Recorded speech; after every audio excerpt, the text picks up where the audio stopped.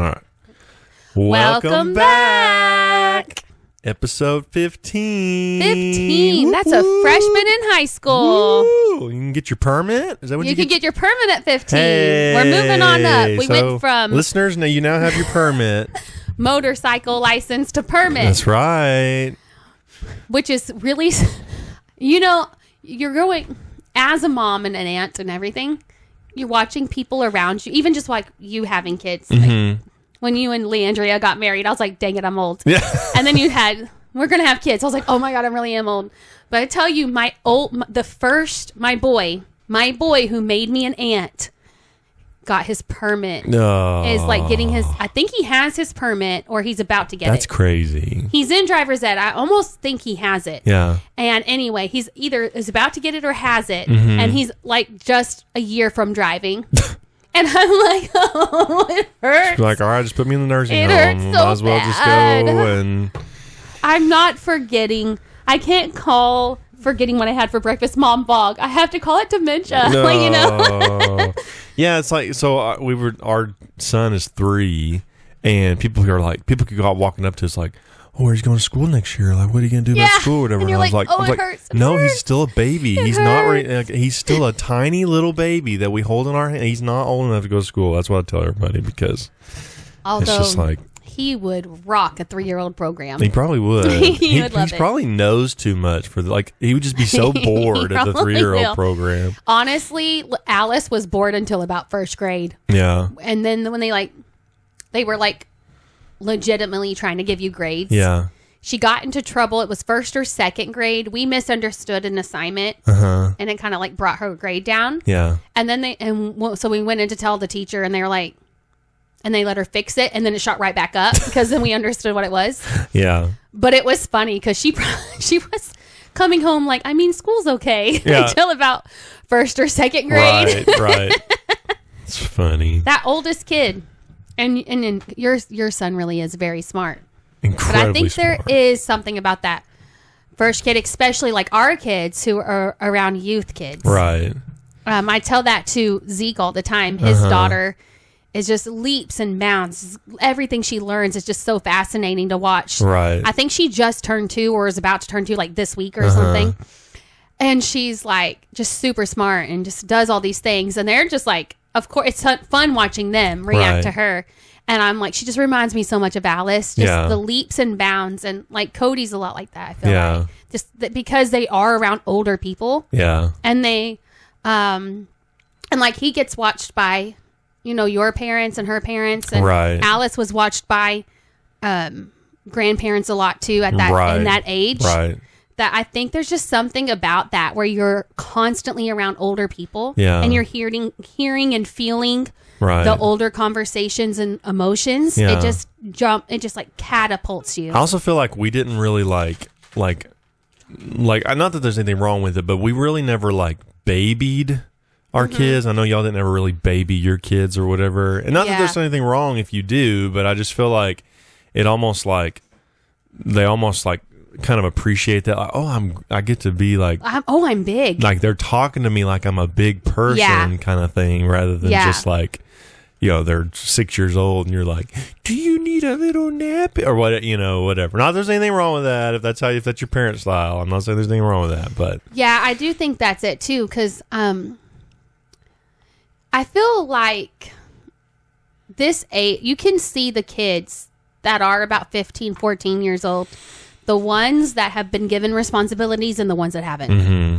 And what stinks really bad for Adam as a high school teacher and as you as a youth guy, and Zeke probably sees this too as a youth guy, is you can't be the one that puts that responsibility on them first. Right. Like you can ask them to read their Bible. You can ask them to run like a little Bible study. You can encourage that. Right. You can be encouraging. You can ask. Like Adam can tell you, these are all the steps it takes. These are what all these vocab words mean, but you can't make the kid paint. Right. You can't make the kid draw. You can't make the kid build. Right. And it's just so wild. You can tell the kids who have been given responsibility and the kids who haven't. And that's kind of where we are in. It's a good segue because we're talking about God's will, and all the people we talked about in the last episode, which we would, if you read through Hebrews chapter 11, when it talks through all the different heroes of the faith, and it goes through Abel and Abraham and Sarah and Jacob and Isaac and whatever, all these different people. Like God told him to do stuff and asked him to do stuff or whatever, and like just like how like he couldn't just like force them to do it. No, because people keep saying, that's actually something I think I wrote down. I was like, why doesn't God just snap his fingers like Thanos and make the world a better place? Like, why doesn't he make us do our stuff? Because that's not what we were created for. Right. And he could have said, and in the beginning, and the world was fully formed. This is what it was. Everything's perfect. And he did, in a sense, that's what Eden was. But he could have just left humans out of it. Right. But what would have that done? Like, what was that for? It wouldn't have proven anything. Right. It wouldn't have brought around his son. It wouldn't have brought any kind of glory. Yeah. And so if we believe that the Bible is real, and we believe that God is the one true God, and we believe that the whole point is for his glory, he had to allow a little bit of wiggle room, and he has to let us go through these trials and temptations and things. So that's a good point, because when you bring up, so we're talking about God's will, and I think it's very important to realize that like God's will is kind of like the maps on your phone. Yeah. Like if you say like whatever, take me to Oklahoma City. Yeah. And if you're driving or whatever and you make the wrong turn, your phone doesn't just immediately be like, you're so dumb. How could you be the dumbest human being on this planet? You're supposed to go straight and you turn, or whatever.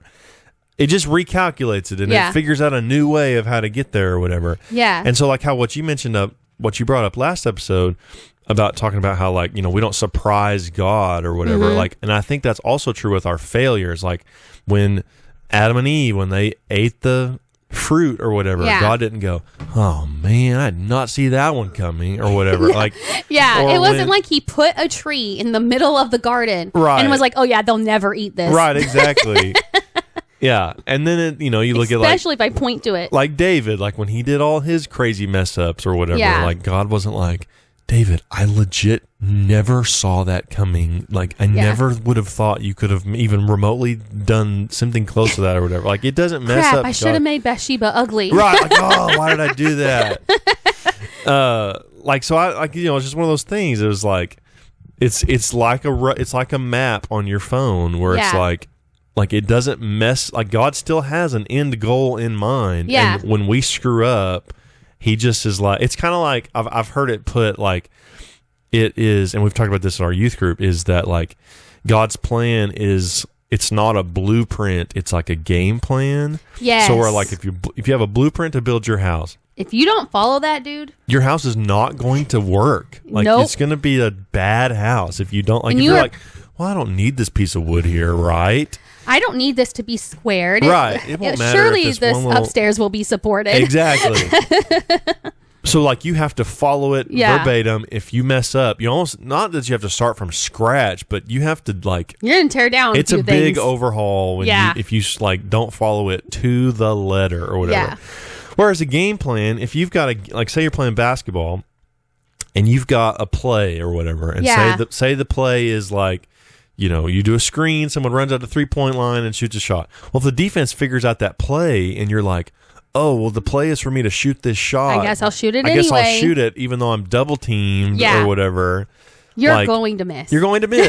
Or you're going to get the ball stolen from you. Yes. Or you're going to get embarrassed in front of all the people watching. Yeah, you're for sure getting at least fouled, or you're fouling because you're mad. Right. And so like a good coach is going to be like, okay, hey, this is the play, but if this happens, then here's what we'll do this to get out of that. Yeah. And then if that, like a good coach is going to have multiple different things of like variations of the play, different things you can do to get out of when we do screw up or whatever. Yeah. And it's like directors for a movie. Like, if you ever watch any of those interviews, I feel this may not be the best analogy, but since Hollywood is like, everyone kind of jokes around, it's Holly weird. Right.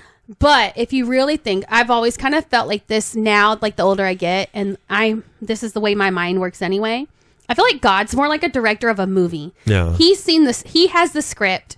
He knows exactly what's happening. Okay, so this is a bit of a rabbit trail, but because to explain it, you kind of have to, for just 1 second, follow me. I swear it has a point.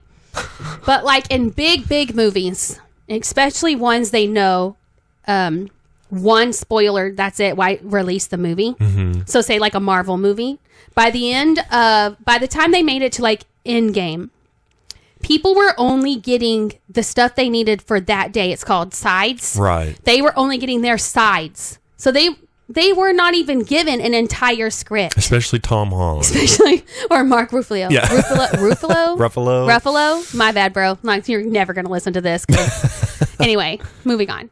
But those, you're not getting it. So, like, there was a joke where it said to be dressed up. He was told, Tom Holland says he was told it was a wedding. Right, and it was actually and it turns out to be Stark's a funeral. Yeah. But that's how, I feel like that's kind of how God was. He's like, he knows. Has phase 1 through phase 10 in his head. Right. So he knows. Him, like the Godhead is in cahoots. They've understood, like, the 3-in-1-ness of it all. Right. They see the whole thing. We as the people, we're getting our sides for that day. Yeah. We're getting just a heads up. You need to know how to work. You probably need to know how to fight with swords. Right. Go train with the lightsaber or something. Right. Which that's not Marvel, that's Star Wars. But the point is, they all run it like that now. A lot of those big franchises run it like that now to get away from spoilers, right? Right. And I feel like God's kind of like that. He's like a director that's like, I've been giving you all this, I give you the instruction. You have to trust I know. But like every good director, and all the interviews always say, a good director is somebody who knows what they want. They know, but they also know how their actors are, and they combine the two. So like with the Marvel people, they know a lot of their people are good improvers. Right. So they get the take they want, and then they go, hey guys, let's try. You want to try something? Try it. Right. And there will be a lot of the movie, and if like the interviews say, oh, we just made that up, but they thought it was funny, so we used it. Right. Like there's a scene in one of the Spider-Man movies where Tom Holland forgot his blocking.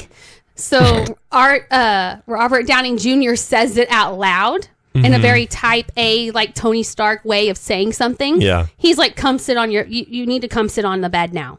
Right. But the blocking was, he was supposed to be sitting by him on the bed when he delivered the next line. Yeah. So he just told him to do his blocking. And they kept it in the movie.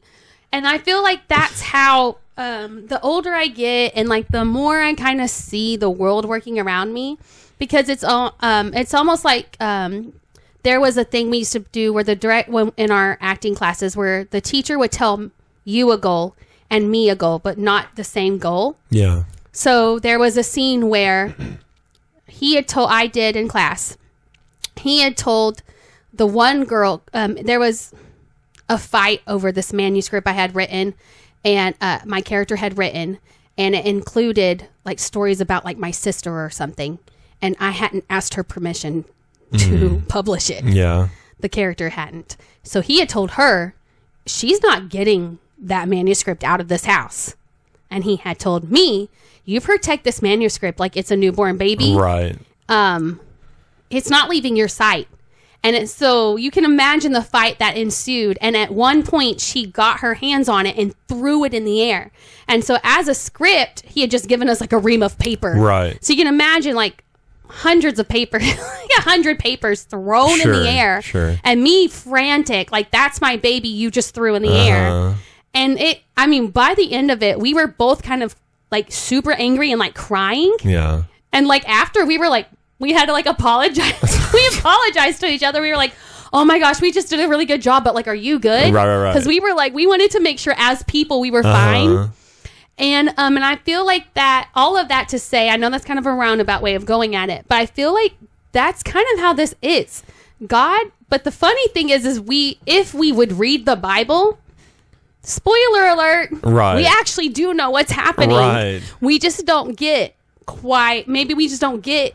he actually does mean like this is happening. Right. And but I do think like that's kind of how it is. Like he knows. He's known. There's no surprise. He's trying to give us the information we need to move forward. Right. We just got to trust the process. Yeah. And I was like, this is the biggest trust the process like ever. Yeah, you know? yeah. Well, yeah. I mean, like, so I mean, that's cool because like you mentioned, like if you watch any of the behind the scenes of any like of your favorite show or whatever, like some of the best ones are like, oh, well, I wrote the script this way, but then they said this, and it was actually 10 times funnier what they said. It. So we just left that in or whatever. Or we, as soon as they said it, they knew it wasn't going to, we knew it wasn't going to work. Right. So we asked them to fix it. Right. Like, hey, look, can anybody got anything else to say here or whatever? Yeah. And so I feel like for God's will for our life, like last episode, we talked mainly about like when we want to figure it out, it's got to be like, we have to have patience and we have to like wait and see and trust that like, you know, like you mentioned your kids or whatever, like there's so many times where like our daughter will just be like, I'm just like, how did your human brain think that that's the right thing to do? Like,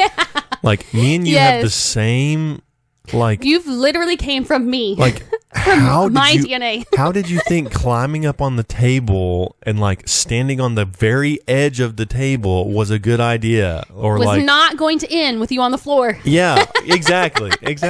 Yeah. And so it's like there's so many things like that where like I think with specifically with God's will for our lives is it's like even if we are patient or whatever, like I think we're maybe patient for the wrong thing sometimes. Yeah, like God will say, I've got this because so I think there's like two different like versions of God's will. I think everybody has the generic will or call of God, which is what he said seconds before he left this planet when he said, go and preach the gospel to all nations or whatever. Like that is for everybody. Yeah, and then like the greatest commandments are love your Lord, your God with all your heart and love your neighbor and those things. Like those are generic. Yeah. Every single Everyone's person doing this. That's your job. Is everybody. It's not just the pastor's job or the missionary's job. Like it's everybody's job.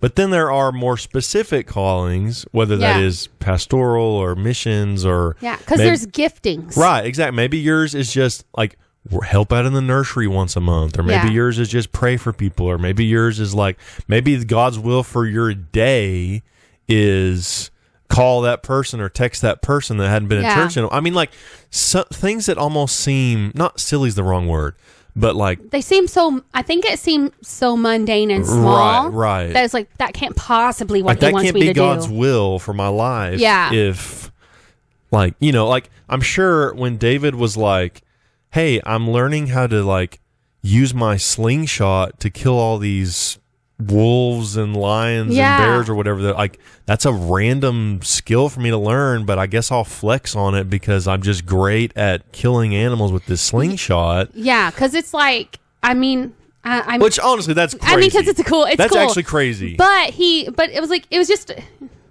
I need to protect my sheep, so I'm stuck out here with these sheep all the time. Right. I guess I'll protect them. I'll figure out how to protect them. Yes. And so even though even though like to us that's really cool. Yeah. Like I've never just been like, let me take my slingshot and go kill a like coyote. Like there's no chance that. But could you? I mean, let's even move. I mean, we can move it into modern times and say, even if it was like a gun or something. Yeah. Well, to be able to kill animals, and then like a sniper being able to do a shot from far away. Right. Like it's that same kind of progression. Right. Like if you think about it, it's like the skill and the time. Right. Like that's a gift. That's a real gifting. Like God set him up to be a skillful person. And then like even his music. Yeah. That's not something anyone can do. Right. Like he learns this music and then he's like, oh, well, I guess I just have a slingshot and know how to play the harp. Maybe that will randomly help me one day. And it's so completely different. Right. Like where does first of all, if you're really good and you're like sporty enough to be a good shot of any kind. Right. Why would you also be a good music person? Right. Like, you know. Right. Like, yeah. Like nobody's ever like. That's not what you were going to be like. I'm the drum major, but also the captain of the. Unless it's High School Musical, and then you're like, I don't want to play basketball, Dad. Whatever. Yeah. Like that's not the same. I I mean, you have to come, especially their school was so big. Their school You'd have huge. to come to a very small school where you're like, okay, that makes sense. Right. Like, yeah. Okay. So like if you Calvin or something, like that would make sense or whatever. But like, you know, like sometimes I feel like we're like that too, is like we have these two random skills that we're like, oh, I'm good at this and I'm also good at this. Never going to come together. Like no one's ever heard of like a tuba playing NBA star, like whatever, you know? And so like for David, it was probably like, okay, well, I'm good with this slingshot. I can kind of play music pretty well. Sure. And then Goliath shows up, and then Saul like is like insane, and he's like, what if I play this harp for you, Saul, and make you not insane? And he's like, actually, that's the only thing that helps. Even though I've tried all this other stuff, that's the only thing that helps me. Gee, that's really weird. It's like it's a gift from God like or it's a gift from God. And so there are stuff there. I think there is stuff like that in our lives where it's like we may be good at it, or we may like have a certain skill or whatever. And I think we just think, oh, well, that probably can't be used for anything. Good. Like, but you know what's really funny is on those spiritual gift tests, there's one that's administrative or administration, depending on how they word it. And I used to laugh because I am the least organized person. But my friend, I had a friend in college, and one time we took one of those. She had just taken one, and I had taken one, and I was getting even like the amplitude test. Okay, it's kind of the same thing, but it's like a spiritual gift one. Yeah, all those kind of tests. I usually tend to get, even like the Enneagram one, I usually tend to get like helper, merciful. And like, I actually did get actress on my 8th grade one. And which is funny because that's what I wanted to be at the time. And I was like, haha, God wants me to be this. Anyway, I was getting those kind of things. Like, I kind of joke around, I'm the sidekick, because everything was like, it was almost like a gift you would pair with something else. Like, I'm not a leader, but by golly, I will help that leader. And she was getting the more like leadership ones, but her highest number she got was on administration. Now she homeschools her kids. And you're like, but as a college kid, you want to get something really cool like healing or mercy or endurance. And you're like, I'm just so great. I'm going to prophesy. Even if you believe in this stuff or not, I'm going to prophesy over so many people and I'm going to heal them. I'm a healer. And then you get administration. You're like, great. I'm going to be a secretary for the rest of my life. But it's like, it's not glamorous. Well, then there's also other stuff. Like, she's homeschooling her kids now. So that's exactly who she needed to be. I have yet to homeschool my kids, and I have never gotten an administrator, probably for a reason.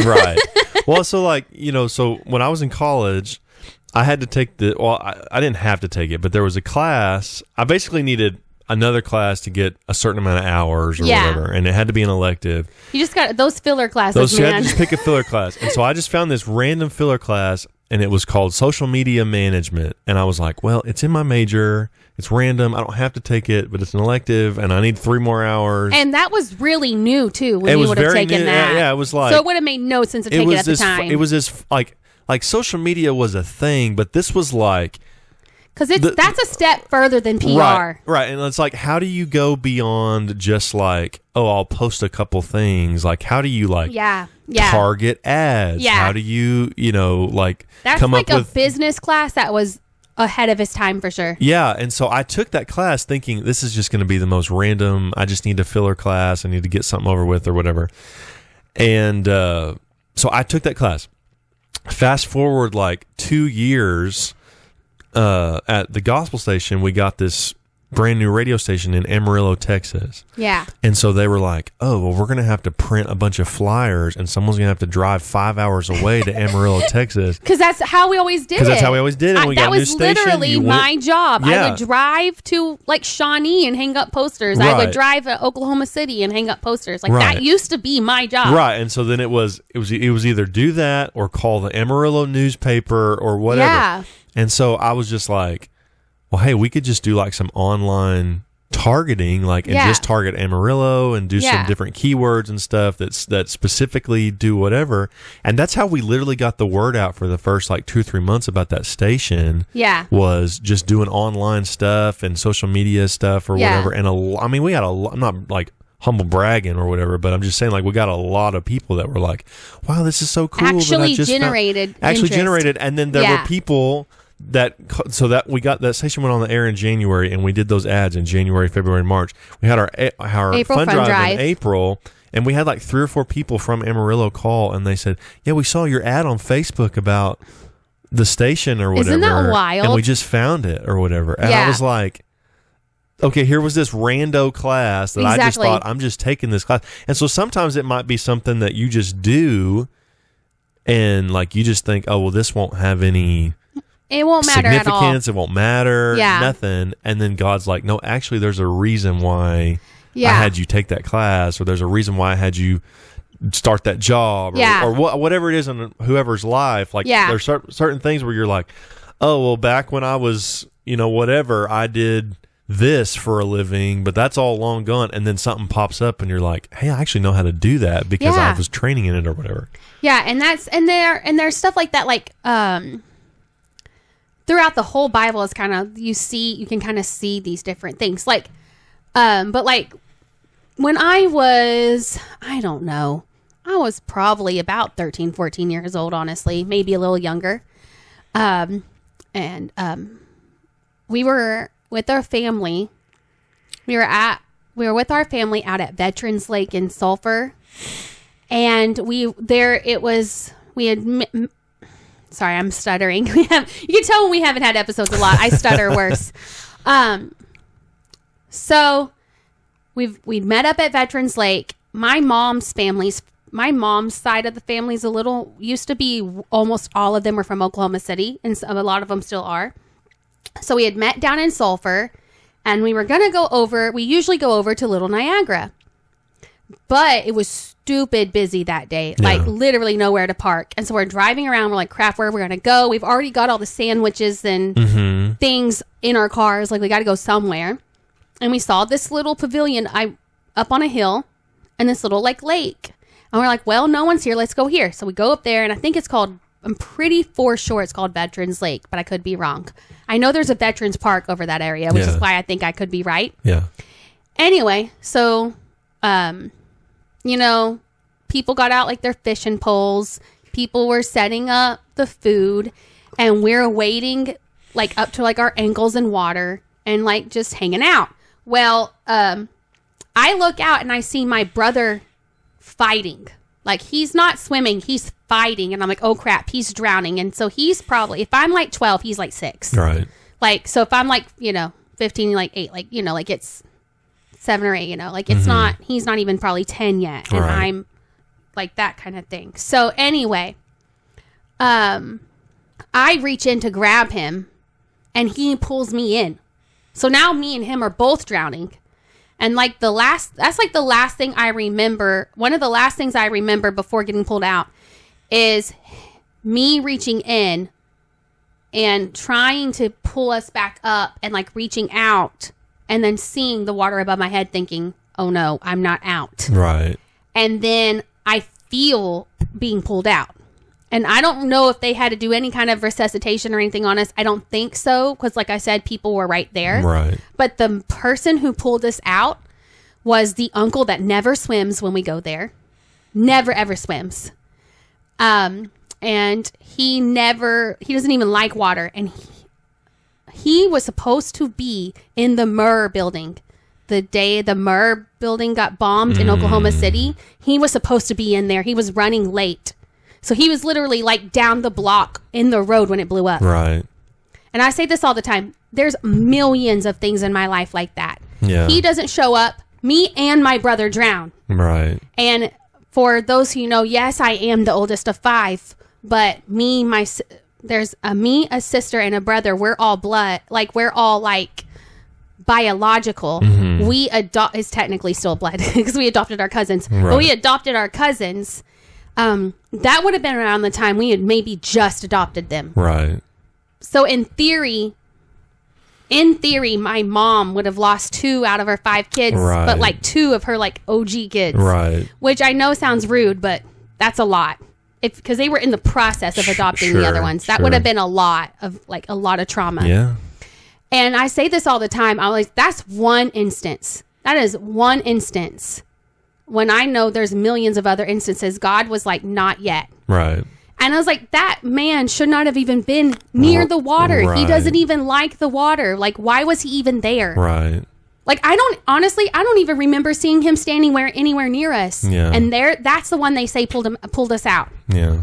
And I'm like, and there's plenty, all of our friends have stuff like that. But Right. God has always had a will. And like if Joseph never got thrown in that pit, he never got sold into slavery into Egypt and then worked his way up, he never would have saved his brothers. Right.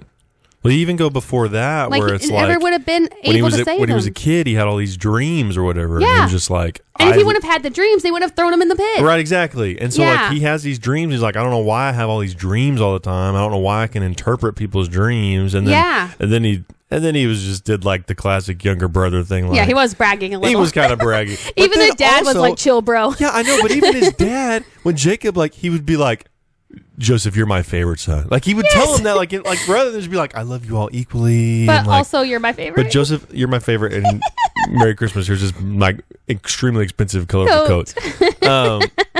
So there's like him or whatever, and then you just keep going of like, you know, like especially in this like Hebrews chapter 11 chapter where you have it talks about all these heroes of the faith, and you have like Joshua, where Joshua was just like, oh cool, yeah, I'll like kind of help Moses out for a while, Yeah, and why see not? what Moses does, and like, Yeah. you know, I'll do stuff like that. Well, then guess what happens? Moses dies because he can't go into the promised land, and then God's like, you're it, Joshua, you're the guy. Yeah, and it was like, And so like Joshua probably just thought like, oh cool, I get to hang out with Moses, I get to be like second in command, me and Caleb or whatever. Yeah.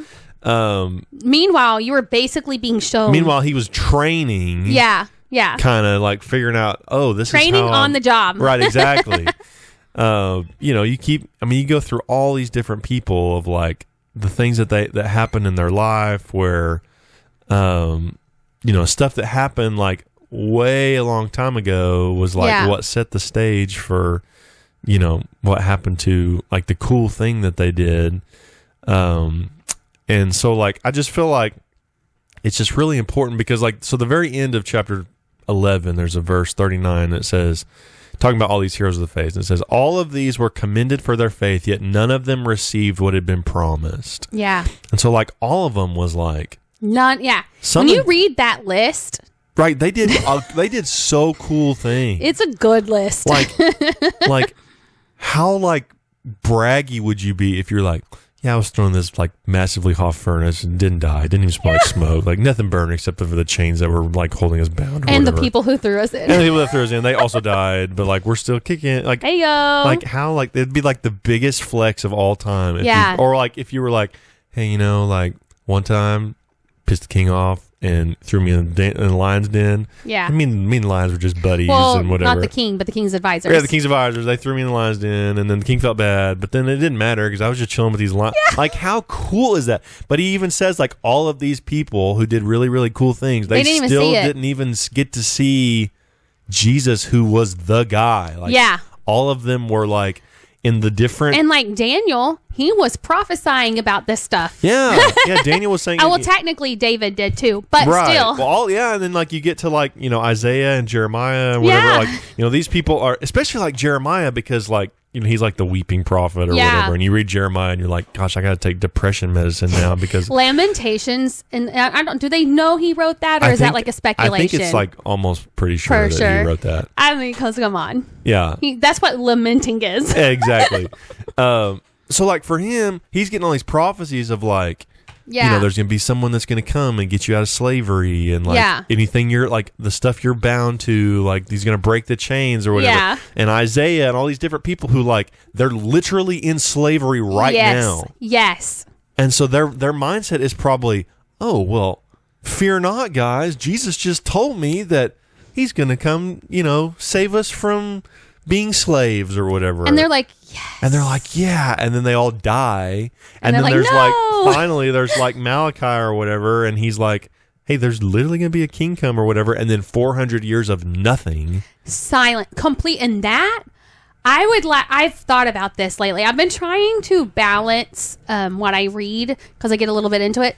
But I'm also been trying to be a good parent and know what like my kids are into. Right. So right now, my oldest daughter, started reading Series of Unfortunate Events. Lemony Snicket. God, that guy's hilarious, dude. Obviously, I don't think that's his real name, obviously, but like that man is Jim Barry, who wrote Peter Pan's a lot like this too. The stuff they put in there just for your amusement, right? Amazing. But I've been reading that, and I was joking around, like, it's so unfortunate. And he says every time, if you want a happy-go-lucky book, please stop reading. Right. Like, why are you reading this series? Quit. Right. And you keep reading, and you're, like, waiting for something happy to happen, and it doesn't. And you're like, dadgummit. And he even told me. But I told her the other day, we're, like, 7 or 8 books in. And I told her the other day, I need a palate cleanse. So I'm reading like a Francine Rivers like lovey-dovey book right now, which it starts out sad. The one I chose starts out sad, but in it, which is another reason why I kind of thought God's Will was kind of funny when we started talking about this. I won't give you the whole breakdown because I know most of y'all won't care, but basically what happens is it ends up kind of doing a dual story where she's reading about an ancestor from like the Oregon Trail times. So currently, in the current age that the book was written in, her and her husband aren't doing great. And her mom had sent her this journal from a family member, and eventually a quilt is given to her from the same family member. And what it basically all boils down to is God had a reason for all these things, and it's called the Scarlet Thread. And basically what it is there's this quilt, and you see this like scarlet thread ribbon out, like sewn throughout this whole quilt. And then like when you like look at the reverse, or you like take a step back and kind of focus in only on the red, you see like a cross and like thorns or something is like the whole bit. And then you're like, it tells her, it hits her one day, oh my gosh, God has had a plan for me all along, and I just haven't been paying attention. I've been focusing too much on me and my husband's problems and blah. And it, like salvations are having stuff. And it's a really great book. I haven't read it in like 10 years. So I'm like remembering it as I go. And I'm like, oh no, this is about to get bad. Yeah. But that's like, it was crazy because I'm starting to read this book randomly. Like I said, it's not even my go-to reread. And then you were like, hey, let's like talk about God's will. Right. And that's literally what this book is about. And I was like, yes, God's will, God's plan. But it's like, I think what's really crazy is, I really want to read some of the Jewish stuff between there. Because could you imagine, this is why I think the older I get, the more I get Judas. They have been told, all these Jewish people have been told, especially during that time, like they've had the Maccabees happen, and they've had to literally revolt against Rome and things. Right. And they have it in their head, a conquering hero. He's going to ride in like a conquering hero. And if you really read the Bible, there is a lot of imagery like a double-edged sword and things. And so you really get why they thought that. Like a very learned person, even like Paul, that probably threw Paul for a while. Probably why he thought all of it was blasphemy, and he was just like, stop spreading lies, you Christians. Right. You way followers. Goodness. Yeah. Because it was so not what they were understanding. Right. And I think the older I get, the more I get, like no wonder he was so like, if I do this, it will spark the revolution. Right.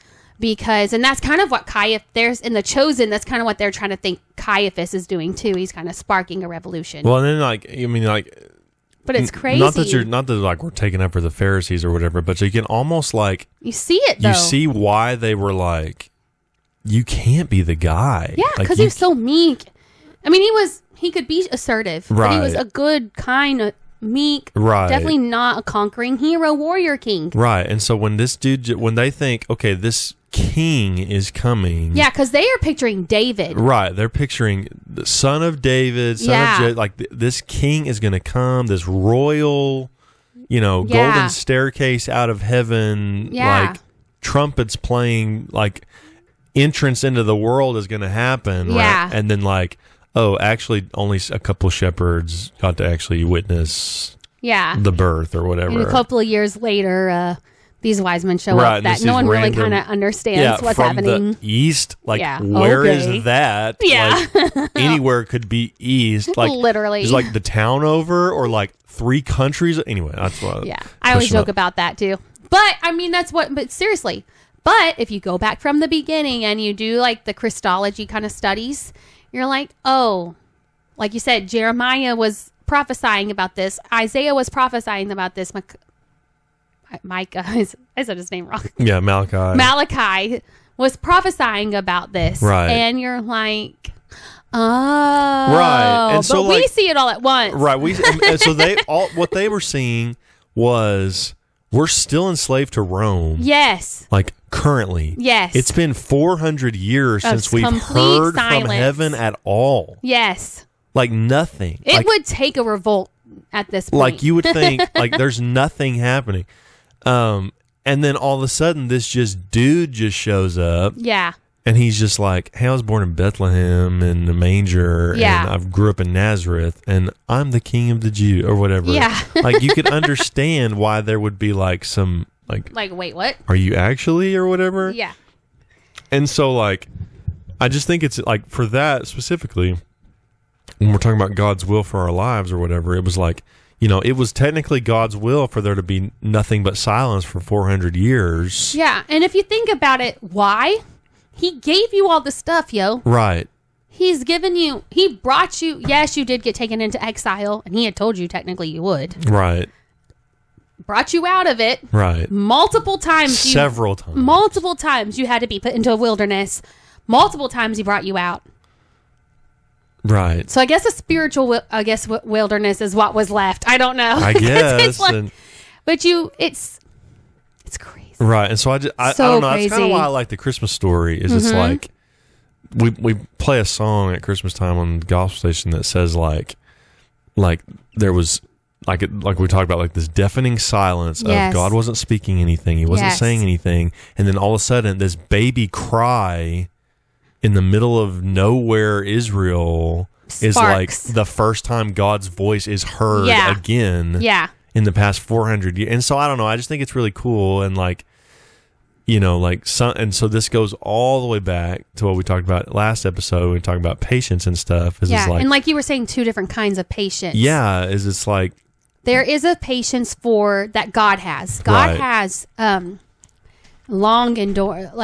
suffering. Long suffering. And I think, so with the fruits of the Spirit, and they're like, people always says peace, patience. Mm-hmm. But some of it does say long suffering. Right. Some of the translations. Right. And I used to think, well, that's so dumb. Patience is long suffering. And now that I'm older, I'm like, no, it's not. No. I joke around that it's my pure redhead stubbornness that makes me be able to pretend I don't hear my child, mommy, mommy, mommy, mommy, mommy, mommy. Uh-huh. But in the instant, and like Adam kind of jokes around that I have the patience that he doesn't. Yeah. But so like this, like if a kid's just constantly, okay, you see your kid and you say, hey, go put your shoes in your room. Hey, go put your shoes in your room. Hey, go put your shoes in your room. Right? That's a different patience than like God's long suffering. Right. God's long suffering is he's looked through all of time and knows you are never ever going to put put the shoes in the room. Right. Right? And he's going to probably redirect you into something else. But and I kind of feel like that's the difference is we have a right now where I can be like, okay, fine, you didn't do this right now. Right. It's going to get done though by the end of the day. And a difference in like, it's going to get done by the end of the day every day. Yeah. And I think that's the difference in patience, long suffering that we have. Because like God's probably been like, since Jesus left and people have done so many dumb, horrible, stupid things. Yeah. Like he probably should have come back 1,000 years ago or like probably the day after Jesus left. They probably did something stupid and he was just like, really, You bro? know Do what? I literally, like, it's not worth waiting. Never mind. I can't wait another. It's like, Yeah. I cannot wait that long. And then there's like, you read the whole, like the Old Testament is like super thick and the New Testament's real tiny or whatever. It's like that whole time between Abel and those 400 years or whatever. That was like, it's thousands of years. That's so long. It's a long time for God to be like, okay, I'm still being patient with you, even though like, and he even says in like Genesis, I will not strive with men forever. Right, exactly. And for us, we feel like, but didn't you though? Right. So I don't know. I just think it's cool that, because like, like, I think that's a popular topic right now is like God's will, like what is it for my life? How do I figure it out? Like, and I think it's just really important to realize that like, no matter what we do, no matter how we go about it or whatever, like when we screw up or if we do something against God's will, it doesn't mess up his master plan, and it doesn't like, like he's already like 3 steps ahead of us anyway. Like I have a cousin, and it's my cousin married a guy, and he is like the most gamer. Like he like knows games, plays like, and so like I hate playing games with him because like he's already like, okay, if Matthew plays this card, I'm going to play this card. If he plays this card, like, and I don't think that far ahead. I just think I have these 4 cards in my hand. I'm just going to play this one or whatever. Well, he's already like figured it out. Like, like, or if there's like, you play like, I mean, whatever, like Battleship or Checkers or Connect Four. I mean, stuff like that where he's like, okay, well, if he does this, he's just I'll a strategist. Because he's a strategy guy, and he just thinks, okay, well, I've got to make sure that I have a come back to whatever move he's got. And I feel like that's how God has to be with us sometimes. Is like, God's like, okay, well, here's the ultimate plan. Like, if I'm playing Connect Four with him or whatever, the ultimate plan is get 4 in a row. Yeah. But there's so many other things that have to go on before that happens or whatever. And so, like, if our plan in life, if God's plan for us is like, I need you to do whatever, X, Y, and Z. Yeah. And we go and we're like, make a wrong move or make a mistake or do whatever, like he's already got it ahead, and he knows enough stuff to get us back on track. I want to read a couple of Bible verses. I was looking up different things, and I kind of said, like, is there meaning to all of this, or is it just one coincidence after another? Did God actually plan for evil? Like, why do we go through trials and temptations and things like this? And so I kind of was looking up different people in the Bible, and I came to Job, Job's a lot. It is a lot. But it's so good. And I saw this in, I think it's chapter 38. I forgot to write down which chapter. Because it's 38 through 41, God's answering Job's questions. And then in 42, Job repents, I believe is how it goes. But in verse 28, I think it might be a 41 now that I think about it. Anyway, has the rain a father, or who has begotten the drops of dew? And he says in verse 36, who has put wisdom in the inward parts, or given understanding to the mind? And then, so he's like, God's like doing that. And then in 40, he says, dress for action like a man. I will question you, and you make it known to me. This is still God. I will question you, and you will make it known to me. Will you even put me in the wrong? Will you condemn me that maybe, like, I kind of wrote this quickly, so sorry if this makes no sense. Will you condemn me like that may be put into the right? Like, can you put me into the right? Have you an arm like God? And can you thunder with a voice like his? And when Job repents, he says, I know that you can do all things, and that no purpose of yours can be thwarted. I heard of you. This is like down a couple of verses after this is verse 40. This is 42 verse 2, like down to like 5. And then at the end, it's like 5 or 6. Yeah. I heard of you by the hearing of my ear, but now my eyes see you. Therefore, I despise myself and repent. And it's talking about like being dust and ashes because he's involved with his boils. Right. And then it's like, but you're like, God's like, does rain have a father? Like, can you condemn me? Right. And I just think that's so funny. And like, I'm not going to read all these. There's so many of them. But he's like, in Exodus, right before he's pulling the kids out, pulling the Israelites out. He's like, I have seen the affliction of my people. I have heard their cry. So he's like, I've seen them. I've heard them. Right. I'm coming to deliver them. Right. And like in Jeremiah, people always quote 29:11, but I wrote all the way down to 14a.